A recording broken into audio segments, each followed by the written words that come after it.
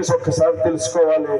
ఈ రోజు ఆ చెత్తను తీసుకొచ్చి ఈ చెత్త ఇక్కడ పడుస్తున్నారు, ఆ చెత్తను తీసుకొచ్చి ఆ చెత్తను పడుస్తున్నారు. మనం అన్నవాళ్ళు తమ్ముళ్ళు ఒక్కసారి చెప్పండి.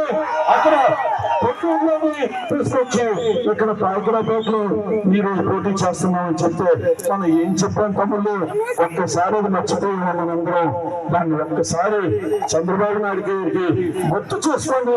చంద్రబాబు నాయుడు గారు సభావేదిక మనం మెక్కుతాను నేను, ఎందుకంటే మనం ఒకరు అనే ముందు మనం కూడా తప్పు చేయకూడదని చెప్పేసి ఈ రోజు మా తెలుగుదేశం కార్యకర్తలు మనోభావాలు ఇక్కడ తప్పు చేయదని చెప్పేసి ఈ రోజు నేను కోరుకుంటా ఉన్నాను. ఇక లంఘనలు ధర్నాలు చేశారు.